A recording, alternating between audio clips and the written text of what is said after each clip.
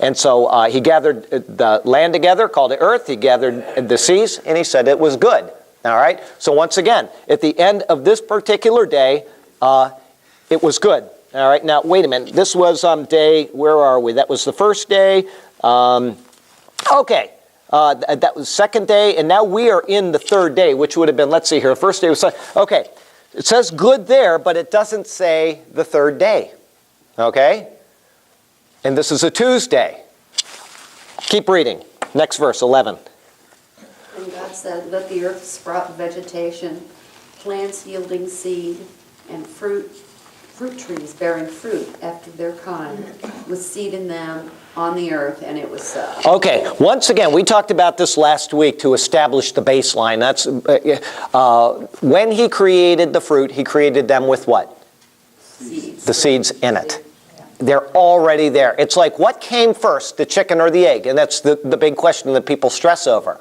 And the answer is they came at exactly the same time, because God created the chicken and he created the egg. And inside the egg was a new chicken. All right? And it's the same thing with the trees. What came first, the fruit or the seed? They came at the same time. And that goes back to what I said about Adam. Adam walked down to get a driver's license, and they said, you can't have one, you're too young. But he looked like a fully developed man, right? It's the same thing here. Here you have a tree, it has fruit on it, it has seeds in it. It has the appearance of age. People will say that if the universe is only 6,000 years old, that God is a deceiver. And I brought this up before, but I want you to understand. Is God a deceiver if the universe looks 6 billion or 16 billion years old, when in fact it's only 6,000 years old? Is God a deceiver, and why not? No, that was how he designed it. That's how he designed it, and we are misinterpreting the data. If in fact the universe is 6,000 years old, we are misinterpreting the data. We are saying that Adam is a 30-year-old man, when in fact he's only a day old, right? He's fully developed man. Everything that he needs to be is the day that God created him. And it's the same thing with the trees. A tree looks 30 years old or it looks 100 years old. We're just misinterpreting the data that tree did not exist the day before, right? And you look at the tree has fruit on it. And as I said, trees need organic matter to exist in, okay? And so organic matter is what? Carbon, hydrogen, and oxygen. Well, what she said is right. It's decayed matter, which means that there had to have been more trees, which go back hundreds of years, right? But they never existed. They weren't there the day before, right? So all of these things show us the appearance of age. What does it say in, yes, go ahead. I was just going to say, I enjoy you bringing that up, because it's like, you're convinced, it's amazing how much we actually believe that. Absolutely. But we just don't want to admit when it comes to the Bible. Because if I bought a pair of faded jeans at Walmart today, it looks like they're 10 years old. Someone would come up and be like, "Are those new jeans?" I wouldn't be like, "No, they're 4 years old." Right. They'd be like, "They're faded." No, they're 4 years. New jeans. I just bought the dumb things at Walmart today. And we do that all the time. They're faded or not. That's right. We do that all the time, and yet people won't. People are really timid about what they believe in the Bible and telling other people about it, because they don't want to look stupid. But the fact is, if this is what it says, unless you have a valid reason for long-term creation, and we went through, just so you know, the ones of you that weren't here before, we went through the difference between long-term and short-term creation. Is one true and is one not true, and why? And the Bible only allows one option. We talked about that. What is the option that the Bible allows for long or short-term creation, and why? Does anybody remember why? I gave a reason. You should have paid attention. This is my mom. That's why I'm always scolding her. Anyway, here is, I'm going to look for the word stretch. And while I'm looking for the word stretch, because it says, I'll just quote the verse. It says, he stretched out the heavens. Okay? So we don't need to worry about it going at the speed of light. The speed of light is 186,500 miles per hour. And so for the star to be out there 16 billion light years away, it means it was 16 billion years ago he did it, and God is a deceiver. And that's what people will say. No, it says he stretched out the heavens. He can stretch them out at any speed he wants. Now, that's a psalm. I don't have it right in front of me, but that's what it says. It may be Isaiah too. That's why I was looking for it. But anyway, it does say that specifically. God stretched out the heavens. He spoke and it stood firm, and then later he stretched out the heavens in another verse. But the Bible only allows for one type of creation. long or short, and even if you don't know why, which type of creation does the Bible only allow for? Short. And now you got that right. Why is it only short-term creation? Do you remember? This is why we review. It had something to do with the individual days and, I don't know. That's right. My brain. 1, 2, 3, 4, 5, 6, and then we've got the Sabbath, the Sabbath day. We'll put a little X there. Because without a beginning, we can't exist. That's what you said. Oh, well, this is true, but that's not why it proves. Yeah, that's a different argument here. Okay, on day 6, God created what? Man. Created man. Okay. I wasn't happy halfway through. And then That's exactly right. Okay, so we're going to read this here. That's exactly right.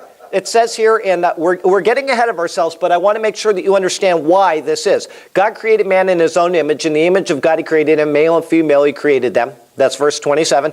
And then it goes down, and at the end of the 6th day, it says, so then God saw everything that he had made, and indeed it was tov me'od. It was very good at the end of the 6th day. So here's the 6th day, and at the end of the 6th day, it is very good. A+.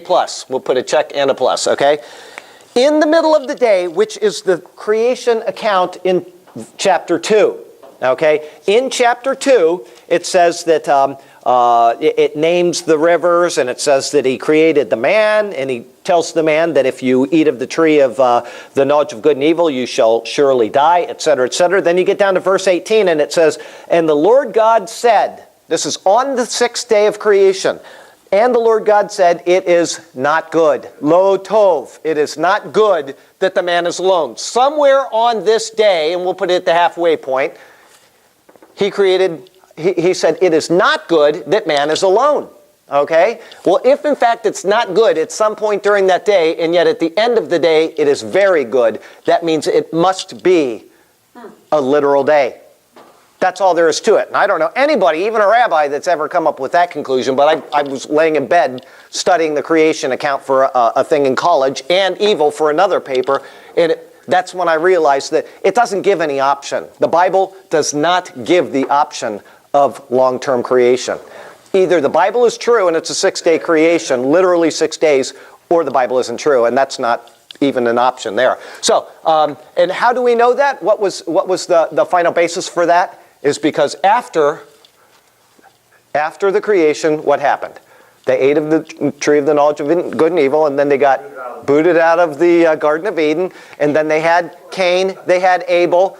Both of them grew up old enough to kill each other, right? Then they had another child, and his name was Seth, that's right. And then Seth was born when how old was Adam? 130 years old, that's right. So you take 130 years old and you backdate all of those things that happened in there, you're down to a couple of years. And if in fact God could have done all of that in a couple of years instead of the billions of years that they're talking about over there, why wouldn't he just do it all at once? Absolutely. But anyway, that's a secondary argument for it. It's just saying that there's no way it could have been more than 100 or whatever. Take off the years and we'll say 50 years, whatever it was. I did the calculation one time. But anyway, that just supports this, that the 6-day account does not allow anything except short-term creation. And then we have, as I said, we have the sun came in on the 4th day, right here. And that set the pattern for the days. The word in Hebrew for day is yom. Some people will say a yom is not always a 24-hour day, and they would be right. Give me another example where day is not a 24-hour day. I said this before. The day of the Lord. The day of the Lord. The word yom is used. Or a yom to the Lord is like 1,000 years, and 1,000 years is like a yom. Okay? So a day does not always mean a day.